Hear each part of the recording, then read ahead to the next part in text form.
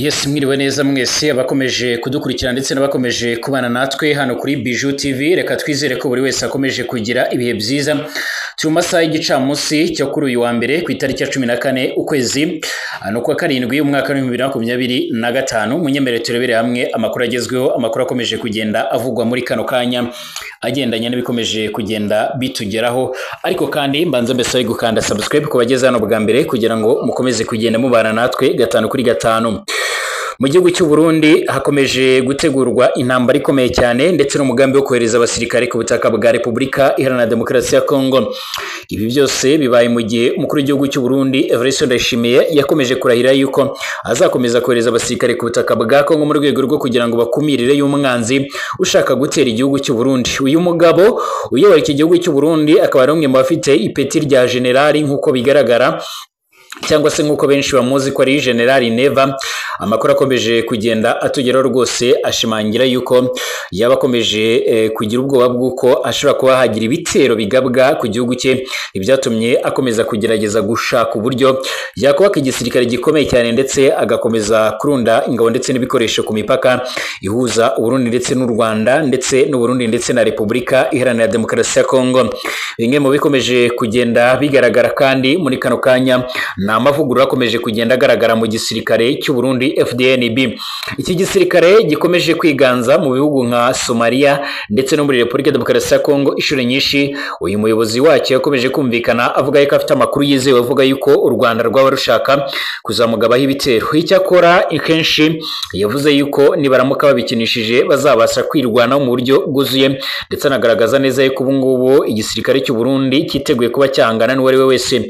Mu minsi mike ishize nibwo rero havuzwe amakuru avugaga yuko ku mipaka ihuza Uburundi ndetse n'u Rwanda hakomeje kugenda hashyirwa ibikoresho bya gisirikare byinshi. Ariko uyu mugabo wakomeje kumvikana ashinze u Rwanda kuba mu mugambi wo kumutera nk'uko byakomeje kugenda bitangazwa n'ibitangazamakuru bigiye bitandukanye, ndetse hari nk'ikiganiro aherutse kugirana na BBC icyo yagiranye na televiziyo ya France izwi nka France 24 ndetse n'ibindi bitangazamakuru bikomeye cyane mpuzamahanga.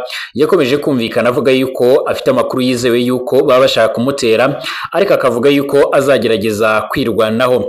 Kugeza ubu ngubu rero amwe mu makuru akomeje kugenda ashyirwa ahagaragara nuko amafaranga ashorwa mu gisirikare cy'u Burundi yamaze kugenda agabanuka. Ariko kandi nubwo aya mafaranga yamaze kugenda agabanuka, byemezwa yuko kuva uyu mugabo yajya ku butegetsi aribwo amafaranga cyangwa se ingengo y'imari cyangwa se bije yashyirwaga mu gisirikare cy'u Burundi FDNB yaba yaramaze kuzamuka ku rwego rwo hejuru. Tugiye kurebera hamwe amakuru agezweho muri kano kanya, ariko kandi murananyemerera tugaruke ku bindi bikomeje kugenda bigaragara.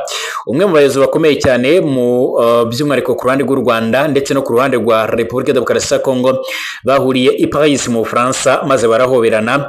Ni kimwe mu gikorwa cyabaye cyongeye kuvugisha abatari bakeya, maze abatari bakeya bongera gushimangira yuko ibigendanye n'amahoro ndetse n'ituze by'umwihariko byatangiye kugaragara. Yanashimangiye ibi kandi bikomeje gushimangira yuko uko byagenda kose amahoro n'ituze n'umutekano ari bimwe mu bintu bikomeje kugenda by'umwihariko byiganza ndetse binagaragara.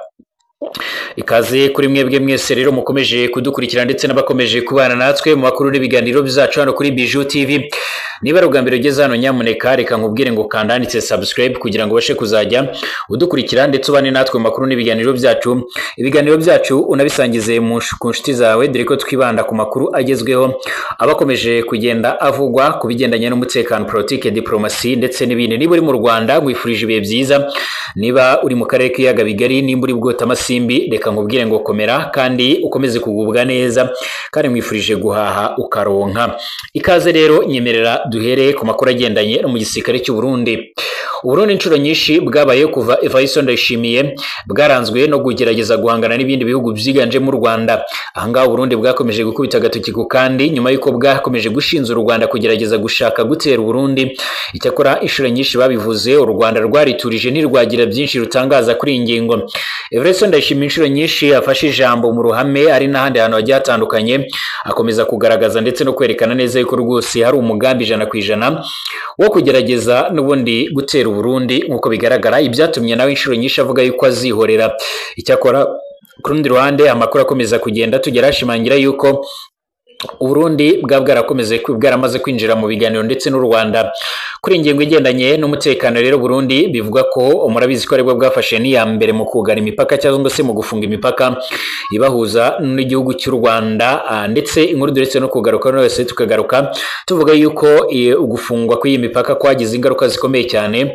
Amwe mu makuru akomeje kugenda tugeraho cyangwa se bimwe mu bikomeje kugenda bigaragara bishimangira ndetse bikanagaragaza neza yuko uko byagenda kose izi ngaruka zo gufunga imipaka zageze ku Barundi ndetse ku rwego rwo hejuru. Uburundi kugeza ubu bufite abasirikare ku butaka bwa Repubulika Demokarasi ya Kongo bivuga ko baba baragiye kurwanya by'umwihariko abashaka gutera Uburundi bageze ku butaka bwa Kongo. Ngira ngo murabizi amagambo Perezida Evariste Ndayishimiye yavugiye kuri BBC ubwo yari kumwe n'umumenyeshamakuru wa BBC, yavuze yuko igihe cyose uko byagenda kose ngo afite amakuru yiza avuga yuko ari umugambi w'uko hari inyeshyamba zo muri Kongo zishaka kwifashishwa n'u Rwanda kugira ngo zitere Uburundi. Aha nibwo yavuze yuko nawe azagerageza guhita by'umwihariko yinjira mu Kirundo agahingukira i Kigali. Uyu mugabo akomeje gahunda yo kubaka igisirikare rero mu rwego rwo hejuru nk'uko bigaragara, ariko inkuru dufite muri kano kanya nuko amafaranga ashorwa mu gisirikare cy'u Burundi FDNB yamaze kugenda agabanuka. Ingengo y'imari ishorwa mu gisirikare cy'u Burundi FDNB yagabanyutseho by'umwihariko miliyoni 3 by'umwihariko n'ibice 36 z'amadolari ya Amerika nk'uko bigaragara muri 2024 ugereranyije n'umwaka wabanje, biturutse hanini ku ihungabana ry'ubukungu bw'iki gihugu. Kugeza amagingo yanga bivugwa ko ibihugu byiganje byano mu karere k'ibiyaga bigari byahuye n'ibibazo bigendanye n'ubukungu, ariko kandi bitewe hanini n'inkunga zimwe na zimwe zaturukaga mu bihugu by'amahanga. By'umwihariko nk'uko bigaragara cyangwa se nk'uko bikomeje kugenda bitangazwa, inkunga ziganjemo zirimo izatangagwa na Leta Zunze Ubumwe za Amerika zahagaritswe na Donald Trump, byitezwe ko zishobora kuzagira ingaruka ku rwego rwo hejuru. Raporo y'urwego rwa Leta Zunze Ubumwe za Amerika rushinzwe ubutasi CIA igaragaza ko mu mwaka wa 2023 umusaruro mbumbe w'u Burundi wari miliyoni 2,342 by'amadolari ya Amerika nk'uko bigaragara, kandi ko icyo gihe igisirikare cyashowemo 3% by'ayo mafaranga. Iyi raporo igaragaza ko by'umwihariko amafaranga yashowe mu gisirikare cy'u Burundi muri 2024 yanganaga na 3.5% by'umusaruro mbumbe w'iki gihugu. Muri uwo mwaka wageze by'umwihariko kuri miliyoni 2.16 z'amadolari ya Amerika nk'uko banki y'isi ikomeza kugenda ibyerekana. Bisobanuye ko kandi 2023 igisirikare cy'u Burundi cyashowemo amadolari agera kuri ku bihumbi 74 n'ibihumbi 260 nk'uko bigaragara, mu gihe mu mwaka wa 2024 cyashowemo agera kuri miliyoni 75 by'umwihariko n'ibice 6 z'amadolari ya Amerika nk'uko bigaragara. Ku musaruro mbumbe w'u Burundi kandi wari kuri miliyoni 3.34 z'amadolari muri 2022, igisirikare cy'iki gihugu cyashowemo ari ku gipimo cya 2.6%, ni ukuvuga miliyoni 86.84 z'amadolari ya Amerika. Banki y'isi igaragaza ko kuva muri 2020 ubwo Perezida Evariste Ndayishimiye yajyaga ku butegetsi muri 2022 aribwo ubukungu bw'u Burundi bwari buhagaze neza, ndetse ni nacyo gihe no muri gisirikare cy'iki gihugu cyashowemo amafaranga menshi cyane.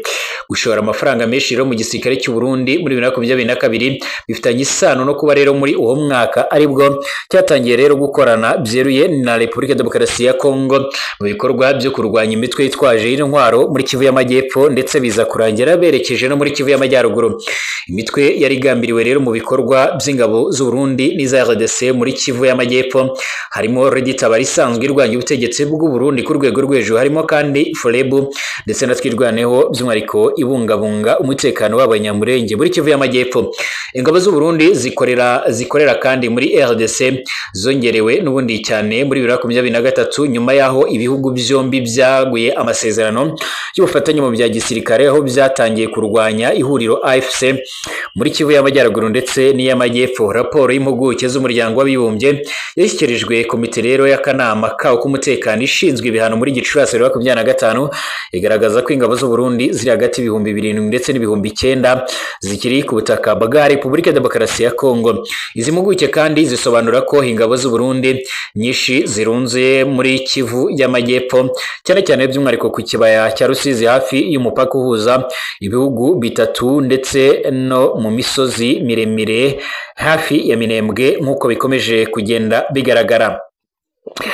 Reka nkubwire yuko kandi hari ifoto ikomeje kugenda icicikana ku mbuga nkoranyambaga y'abayobozi bamwe mu bayobozi b'u Rwanda ndetse no ku ruhande rwa Repubulika ya Demokarasi ya Kongo bongeye kugaragaza ko by'umwihariko umubano ushobora kuba waza kugenda neza cyangwa se ukaba ushobora kuba uzamera neza cyane nk'uko bikomeje kugaragara cyangwa nk'uko bikomeje gutangazwa.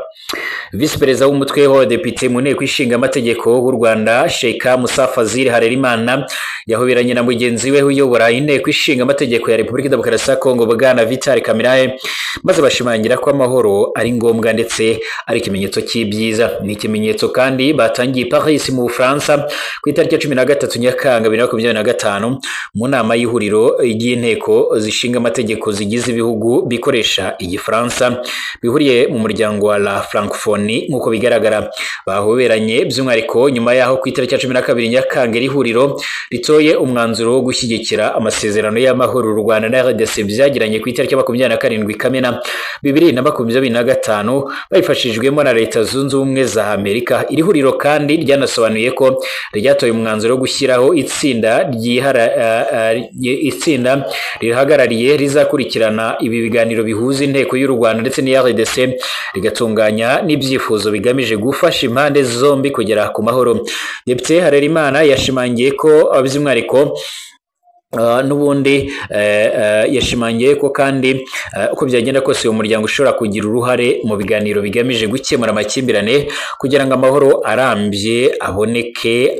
Arisaba kandi gukomeza gushyigikira by'umwihariko ishyirwa mu bikorwa ryayo. Yagize ati mfashe uyu mwanya kugira ngo nshime by'umwihariko isinywa ry'amasezerano y'amahoro yabereye cyangwa se ryabereye i Washington DC hagati ya RDC n'u Rwanda. Nsabye by'umwihariko la Francophonie gushyigikira ibikorwa bigamije gutuma aya masezerano ashyirwa mu bikorwa. Depite Musa Fazil Harerimana kandi yanashimangiye kandi ko u Rwanda rushyigikiye ibikorwa byose byatuma amahoro hagerwaho. Ati u Rwanda rushyigikiye rwose ibikorwa biganisha ku mahoro.